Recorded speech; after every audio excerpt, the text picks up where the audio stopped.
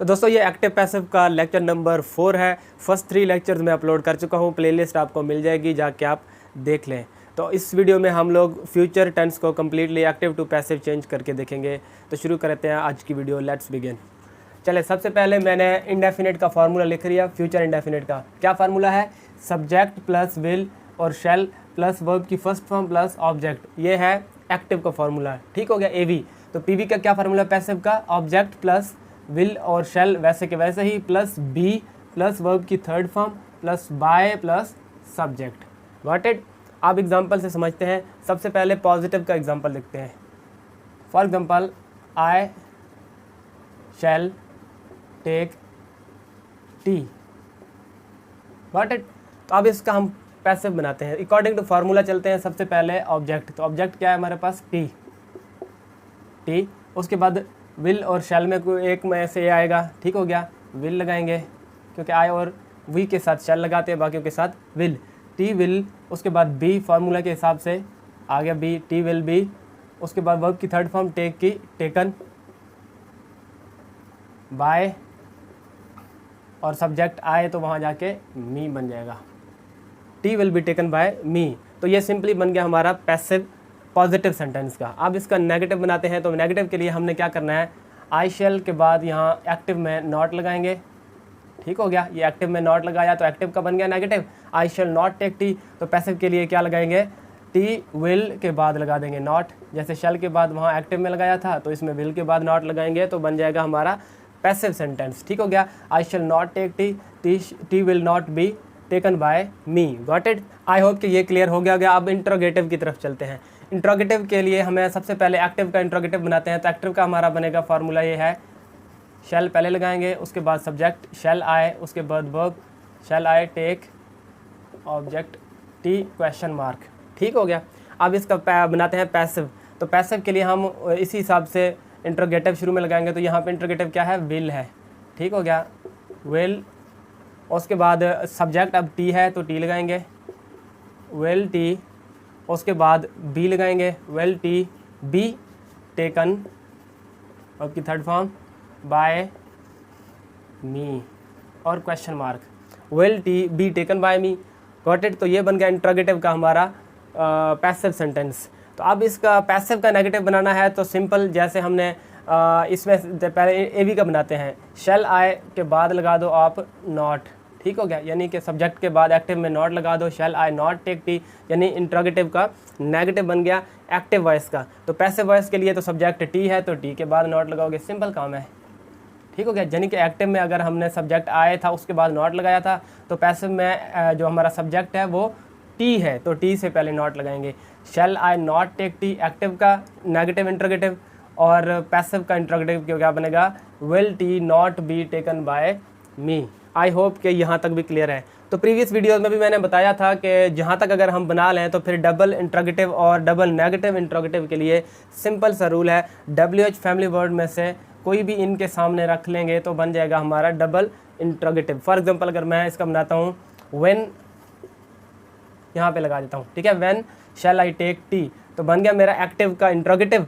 और पैसिव का क्या बनेगा? इसी से पहले व्हेन लगा देता हूँ, when will tea be taken by me. ठीक हो गया। बन गया पैसिव का इंट्रोगेटिव। और नेगेटिव बनाना हो तो यही नेगेटिव बना हुआ है, इसी के सामने ये व्हेन लगा हुआ है, यहाँ पे भी वैसे ही व्हेन लगा हुआ है, तो नेगेटिव इंट्रोगेटिव भी बन जाएगा। बहुत ही आसान है। आई होप कि यहाँ तक आपको क्लियर है। अब आपको एक और चीज़ बताता हूँ कि ऐसा सेंटेंस अगर आपके सामने आ जाए, we are going to play hockey. अब आपने ये नहीं समझना है कि ये जो है प्रेजेंट कॉन्टीन्यूस का टेंस है। अक्सर जो है बच्चे ये समझते हैं कि ये प्रेजेंट कॉन्टीन्यूस है क्योंकि आर लगा है और गोइंग भी लगा है, लेकिन नहीं, ये फ्यूचर इंडेफिनिट ही है। गोइंग टू, ये फ्रेज को याद रखना है, गोइंग टू। ठीक है। ये इकट्ठे आ जाए गोइंग टू तो समझ लें ये फ्यूचर इंडेफिनिट इंडिकेशन है कि हम फ्यूचर में कोई काम करने वाले हैं। We are going to play hockey, कि हम हॉकी खेलने वाले हैं, अभी खेला नहीं है। तो इसके लिए आप पैसिव क्या बनाएंगे? आप पैसिव ये लगाएंगे, आप इधर आपका ऑब्जेक्ट आ जाएगा हॉकी। हॉकी एक सिंगुलर चीज़ है तो इज लगाओगे, इज गोइंग टू वैसे के वैसे ही आप नीचे रख दोगे। ठीक हो गया। हॉकी इज गोइंग फिर लगाओगे, ये गोइंग टू पूरा आ गया, सिर्फ बी लगाना है आपने, ठीक है। Hockey is going to be played by we का अस, इतना सा काम करना है। आई होप कि ये चीज़ भी आपको समझ आ गई होगी। अगर एक गोइंग टू वाला सेंटेंस आ जाए सब्जेक्ट के साथ एज एम आर लग के गोइंग टू आ जाए तो ये फ्यूचर इंडेफिनिट होता है, ना कि ये प्रेजेंट कॉन्टीन्यूस नहीं होता। तो उसके लिए आप पैसिव ये बनाएंगे, ठीक हो गया। आई होप कि ये भी आपको समझ आ गया होगा। अब हम चलते हैं फ्यूचर परफेक्ट की तरफ, क्योंकि फ्यूचर कंटिन्यूस और फ्यूचर परफेक्ट कंटिन्यूस ये दोनों के पैसिव नहीं बनेंगे, तो आपका काम आसान हो गया। सिर्फ 2 के बनेंगे, एक का हमने बना लिया, दूसरे का भी हम बनाते हैं फ्यूचर परफेक्ट का। प्रीवियस वीडियोज़ में भी सिर्फ 3 के बने थे, परफेक्ट कंटिन्यूस किसी का भी नहीं बना था, ना पास्ट का ना प्रेजेंट का। तो फ्यूचर के 2 नहीं बनेंगे, कौन कौन से? फ्यूचर कंटिन्यूस नहीं बनेगा और फ्यूचर परफेक्ट कंटिन्यूस नहीं बनेगा। तो दोस्तों अब हमारे पास फ्यूचर परफेक्ट का फार्मूला आ गया है। एवी का फार्मूला क्या है? Subject plus will shall plus have plus verb की थर्ड फॉर्म प्लस ऑब्जेक्ट। आप देखते हैं इसका पैसिव का फार्मूला। तो पैसिव का क्या फार्मूला है हमारे पास? Object plus will shall plus have plus been plus verb की third form plus by plus subject. अब एक पॉजिटिव सेंटेंस लिखते हैं और उसको कन्वर्ट करके देखते हैं। For example, they will have killed the snake, ठीक हो गया। अब देखते हैं हम एक्टिव का, तो हमारे पास सारी चीज़ें आ गई, सब्जेक्ट भी, विल भी, हैव भी, वर्ब की थर्ड फॉर्म और ऑब्जेक्ट भी हमारे पास आ गया। तो अब इसको पैसिव में कन्वर्ट करते हैं according to the formula. The snake, ये आ गया हमारा ऑब्जेक्ट। विल हैव वैसे के वैसे ही, ठीक हो गया, ये आ गया will have.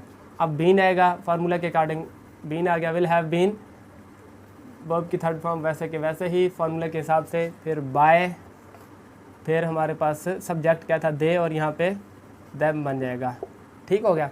The snake will have been killed by them, आसानी से बन गया हमारा पैसिव का सेंटेंस। चले जब इसका नेगेटिव बनाते हैं, सबसे पहले पैसिव का बनाएंगे। दे विल, यहाँ पे नॉट लगा देंगे, विल और हैव के दरमियान में नॉट लगा देंगे, they will not have killed the snake. अब इसका पैसिव के लिए तो हमने वही करना है, विल और हैव के दरमियान में नॉट लगा देंगे, the snake will not have been killed by them. Got it. तो अब हमने इसका इंट्रोगेटिव बनाना है। तो इंट्रोगेटिव के लिए हम जो है हेल्पिंग वर्ब को शुरू में रखते होते हैं, तो हम रख देते हैं विल, एक्टिव का पहले बना लेते हैं, will they have killed the snake, question mark and में। अब इसका पैसिव बनाते हैं, तो फार्मूला के अकॉर्डिंग चलते हैं। सबसे पहले हमने, क्योंकि पैसिव में भी जो हेल्पिंग वर्ब है वही शुरू में आने हैं, तो हेल्पिंग वर्ब विल है, तो यहाँ पे भी विल ही रहेगा, विल। अब देखो, अब चेंज हो गया हमारा सब्जेक्ट, क्योंकि पैसिव में हमने क्या करना है? ऑब्जेक्ट को सब्जेक्ट बनाना है। तो ऑब्जेक्ट क्या था हमारे पास? द स्नेक, ठीक है, विल द स्नेक, ठीक हो गया। अब बाकी क्या रह गया? Have, will the snake have, और साथ में been, have been killed by them, और आखिर में क्वेश्चन मार्क। बन गया आपका इंट्रोगेटिव इन पैसिव वॉइस, बहुत ही इजी। तो अब इसका नेगेटिव बनाना हो इंट्रोगेटिव का, तो पहले एक्टिव में इसका नेगेटिव बनाओ। तो एक्टिव में हम क्या बनाएंगे? विल दे, ये क्योंकि विल और हैव के बीच में नॉट आता था, लेकिन अब आ गया है सब्जेक्ट बीच में, तो फिर सब्जेक्ट के बाद ही नॉट आ जाएगा आपका, ठीक हो गया।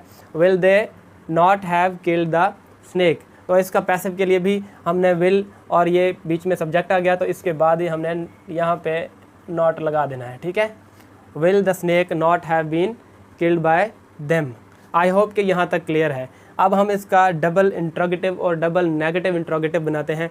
तो सेम वही फार्मूलाज चलने हैं। WH फैमिली वर्ड आपने शुरू में लगा लेना है, कोई भी, व्हेन, वेयर, हाउ, होम, ठीक हो गया। तो इनमें से कोई भी आप लगा दो, जैसे व्हेन लगा दो।